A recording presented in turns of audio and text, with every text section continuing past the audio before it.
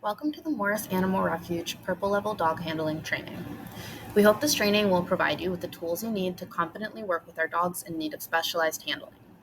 Thank you for your time and dedication to the refuge's most urgent animals.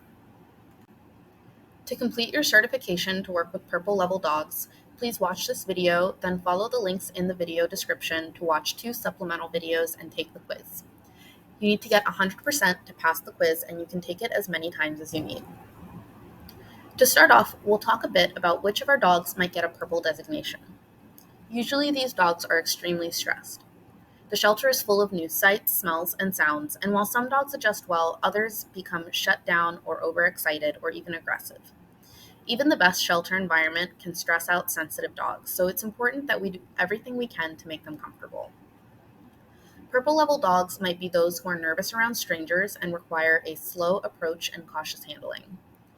Other dogs respond to stress by becoming overly excited and difficult to control, displaying behaviors like mouthing, jumping, and leash biting.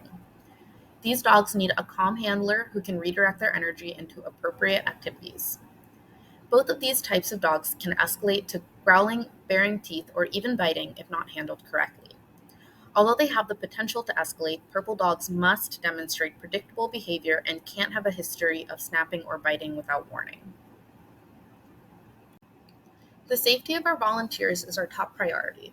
While the risk of getting hurt when working with animals is never zero, these rules will reduce the chance of injury.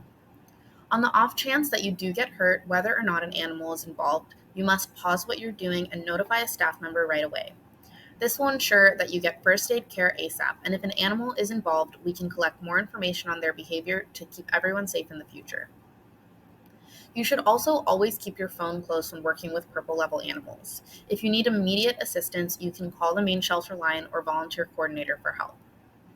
Of course, the goal is to keep injuries from happening in the first place, so always follow these guidelines when working with our dogs. The first rule is to always take it slow. Err on the side of caution and never reach for a dog who isn't readily approaching you or asking for pets. Similarly, the second rule is to always ask for consent. When working with animals who can't ask us for space using their words, we recommend petting the animal for a few seconds and then stopping to see if they ask for more. Rule 3 is to always keep your face out of the dog's face. Even if the dog wants to snuggle and lick your face, the safest thing to do is to move your face away when working with dogs of unknown temperaments. Finally, only work with dogs you're comfortable with and ask a staff member for help if needed. Purple level dogs might all have slightly different behavioral issues, and it's okay to be comfortable working with some but not others. Some dogs might be more difficult to remove from the kennel or put a harness on, and we'd be happy to help you do this. The most important thing to learn is how to identify the different stress responses you might see dogs display. The easiest way to remember the main stress responses is by thinking of the 4 F's: fight, flight, fidget, and freeze. Dogs can show signs of one or multiple responses at once, but this is a good way to think about the range of behaviors we might see from a stressed out animal. It's also important to remember that any animal can escalate to fight mode if we don't respect their space. This is why it's crucial that we understand the other 3 responses really well and always approach animals on their own terms. While dogs try to do everything they can to avoid a fight, it's pretty easy to recognize a dog who's getting ready to defend themselves.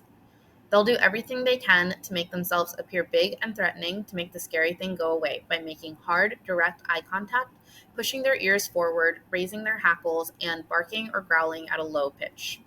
You'll notice that their mouth is tight and closed and their body is very tense. If the threat persists, they might bare their teeth and escalate to snapping or biting as a last resort. Finally, dogs getting ready to fight may hold their tail high over their backs, possibly wagging it quickly. While we usually associate a wagging tail with a happy dog, dogs actually use their tails to communicate lots of different things. It's important to look at the full context of the dog's behavior to determine what a wagging tail really means. Just like people might bite their nails or bounce their leg to release nervous energy, some dogs will fidget when they're stressed out. Lip licking or licking someone or something are some of the easiest tells that a dog is fidgeting. This is why you should never let an unknown dog lick your face, as it may be a sign of stress rather than affection. We'll talk more about how to handle these behaviors later on. Some other signs of fidgeting that are easy to spot are excessive blinking, yawning, excessive panting, and drooling and shaking off. You may also see an animal raising a paw or sniffing the ground when there doesn't appear to be anything to sniff. These are all signs that the animal is nervous and asking for space. Finally, you may see overly excited behavior in stressed dogs who need somewhere to direct their energy, such as pacing, humping, mouthing and nipping, and leash biting. Dogs exhibiting a freeze response will appear extremely stiff and tense, and they may even be trembling. They'll be trying to appear as small as possible, and they might appear shut down, unresponsive, or catatonic. Some dogs will have wide eyes with dilated pupils, possibly displaying a whale eye. Others will feign sleep, like the pitty in the top right. Dogs who are feigning sleep will appear to be relaxed and asleep or resting, but if you look more closely, you'll notice their body doesn't look relaxed at all, and these dogs are really on high alert. Remember, any dog can escalate to a fight response if we don't respect their space. A stressed out dog could feel the need to defend themselves at any time, and next we'll talk about how to avoid pushing them to that point. Always go slow with purple level dogs, and if you're at all uncomfortable about working with a particular dog, skip them that day or ask for help. We'll start by talking about shy dogs who may have a history of escalating to a growl or snap when they're uncomfortable. You'll often hear these dogs referred to at the shelter as TTA dogs, which stands for time to adjust. Before working with TTA dogs, you'll want to take stock of which dogs are currently not in their kennels and might be returning. You can work with TTA dogs in their kennels, but be aware of your surroundings and never let a dog loose in the kennel area. You'll also want to bring a treat pouch and treats. Unless the dog has dietary restrictions, smelly, chewy treats like Beggin' Strips or Zooks are great options. Some shy dogs open up when we offer them play, so it's a good idea to have a variety of toys handy. Balls and rope toys are usually good options. Balls are especially useful because if the dog is nervous about approaching you, they might still enjoy chasing a ball. Now you're ready to learn our strategies for working with TTA dogs in a way that helps them build confidence and earn our trust. To start, you have a few options. Some dogs might be most comfortable in their kennels, in which case you can toss treats through the kennel bars or slowly and quietly open the kennel door. You may also bring the dog out to the yard or ask a team member to do this for you. In any case, you'll want to gently toss an extra tasty treat towards the dog, taking care not to move too suddenly or too closely to the dog as you may spook them. Sometimes you'll want to try a few different treats to see what the dog prefers. Don't make the dog come to you for the treat first. This can make them feel conflicted, and a very frightened dog might approach for the treat and then immediately growl or snap when they realize they've gotten a little too close to you. When beginning any interaction with the dog, make sure to offset your body, avoid direct eye contact, and stay vigilant for subtle signs of stress. This will help the dog feel more at ease with you. If you're working in the yard, you can even ignore the dog and just let them have some yard time without the pressure of having to interact with you. If the dog accepts your offering by eating the treat, you can move on to the next step. But if they don't, you should end the interaction here, close the door, or return them to their kennel and move on. If a staff member brought the dog out for you, please ask them to return the dog to their kennel. Just like in humans, when dogs enter fight or flight mode, their digestive system shuts down and they won't eat. A dog who isn't accepting treats is too stressed to continue interacting with you. If the dog takes the bait and accepts the treat, you can move on. From here, the dog might approach and retreat repeatedly while still accepting treats. If this is the case, you can offer treats or play for a few minutes before kenneling them or asking a staff member to kennel them for you to avoid overwhelming the dog. Dogs who warm up quicker might sniff you and then enter your personal space bubble by leaning on you or trying to climb into your lap. If they do this, you can move on to step 3, but only do so if the dog is readily approaching you and continue to keep an eye out for signs of stress. When petting a dog with an unknown temperament, always start by petting their chest, back, and sides. Reaching over a dog to pet their head can be very threatening and might cause an already nervous dog to growl or attempt to bite. It's also important to offer dogs choice and control by performing consent tests frequently. Do this by petting the dog for 3 to 5 seconds, slowly moving your hand away and seeing if the dog reapproaches for more pets. Keep repeating these steps, and if the dog walks away or doesn't reapproach, end the interaction here. We always want to make sure we're operating on their terms and respecting any requests for space. It's just as important to know when to end an interaction as it is to know how to approach a TTA dog. We always want to end the session on a positive note, so limit time with each dog to around 5 to 10 minutes or less if the dog is starting to get stressed. After this, we risk overwhelming the dog and adding to their stress. As you work, watch for all signs of the 4 Fs. Often the easiest ones to spot are lip licking, tail tucking, whale eye, turning their back to you or walking away, yawning, and pacing around the yard. Next, we'll talk about working with dogs who are exhibiting signs of what we call overarousal. Overarousal can also be thought of as overstimulation. It refers to animals who are in a heightened emotional state with limited ability to calm themselves down. Dogs are more likely to become overaroused when they're already stressed out, and signs include jumping, pacing, humping, nipping, mouthing, leash biting, and barking. Although overarousal generally goes away when the dog has time to decompress in a home environment, dogs who are overaroused in the shelter can become bite risks if not handled correctly. If you're not comfortable working with any particular dog, it's okay to skip them that day or ask for help. Every dog is an individual, and some dogs will respond better to some strategies over others. Below are some of the best ways to manage overarousal in dogs, and we'll go through each one in more detail. The main strategies we recommend are rewarding calm behavior while ignoring overaroused behavior, using food puzzles and other brain games, going on sniffy walks, and exercising with the dog. If you're working with a dog who's jumping up on you, the best thing you can do is calmly cross your arms and turn away. The second the dog pauses with their feet on the floor, some dogs might even offer a sit, reward them with a treat. You can even toss 3 to 5 treats around the yard for the dog to chase and redirect their attention onto. Never push the dog away, raise your voice, or run from the dog. Dogs who are overexcitedly jumping up will feel your energy and it may cause the behavior to escalate.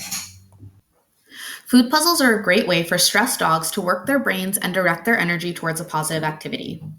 Food puzzles can be found in the 1236 house, which neighbors the shelter, and if you're not sure where this is, you can ask a staff member to show you. The key for this building is located in the life-saving office. Make sure to sign the key in and out and to lock this building on your way out. You can place multiple types of food puzzles in the yard at a time and let the dog decide which activity they would prefer. Make sure to use treats you know the dog loves. This slide shows some of the common food puzzles we often have available at the shelter. Snuffle mats are felt mats that allow you to hide a handful of treats inside and let the dog root around. Some dogs will use the toy as intended, while others might pick up the mat and shake out the treats. Both are perfectly fine. After using the snuffle mats, place them into the laundry. We have a variety of puzzle boards of various difficulties available. If this is your first time working with a dog, it's good to start with an easier activity so they don't get frustrated. After using puzzle boards, disinfect them with Excel and return them to their bin in the 1236 house. Puzzle balls are similar to puzzle boards. Make sure to start easy and increase the difficulty as you get to know the dog. Puzzle balls should also be disinfected and returned to the house after use. We also have plenty of supplies for making DIY enrichment puzzles. Check out the enrichment binder in the 1236 house for how-to guides and ideas for DIY enrichment. There are so many creative enrichment ideas online, and we've included several links in the description of this video if you'd like to check them out. Your animals at home might like these activities too. Clicker training is another brain game that dogs can benefit from. It's a training method that is reward-based and consistent, so it's great for promoting learning. A video on clicker training will be linked in the description of this video. You don't have to watch it to complete your purple level certification, but please do not clicker train unless you've been trained on and feel comfortable with this technique. Doing so can risk undoing any other clicker training that staff might be working on. If you have any questions, ask a member of the life-saving team for assistance. Going on sniff walks is another great way to help all dogs, and especially those displaying overarousal, reduce stress. A sniff walk is a special type of walk in which the dog is allowed to take the lead instead of us deciding where to take them. When taking a sniff walk, allow the dog to choose the walking route and let them stop, sniff, and explore the world whenever they'd like. If a dog spends 10 minutes sniffing one tree, let them. That being said, all the same safety rules apply to sniff walks. Dogs should be kept off of private property and out of the street. They should also be kept away from other dogs and should not be allowed to sniff or eat garbage. Finally, dogs who leash bite should not go on walks. They can pose a bite or flight risk if they accidentally nip the walker or bite through the leash. These dogs should get plenty of yard time and non-walk enrichment. Dogs have over 100 million sensory receptor sites in their nose compared to the human 6 million. Just like we see the world through sight, dogs build a mental image of the world through smell, making it a great activity for all dogs. Sniffing also lowers stress, reduces heart rate, and reduces boredom. All of the above reduces overarousal, which improves how the dog presents in the kennel environment and increases their chance of adoption. Exercise is the last main strategy for helping overaroused dogs burn off some of that pent-up energy. Offering mouthy dogs a toy or game of tug is a great way to redirect the undesirable mouthing behavior too. A dog can't nibble on a person if they're already carrying a toy in their mouth. The flirt pole is another great tool for exercising dogs. It's shown in the picture on this slide and is very similar to the wand toys we use with cats. To use a flirt pole, hold it out in front of you and bounce the lure, which is the toy on the end of the pole, around so that it moves unpredictably and the dog wants to chase it.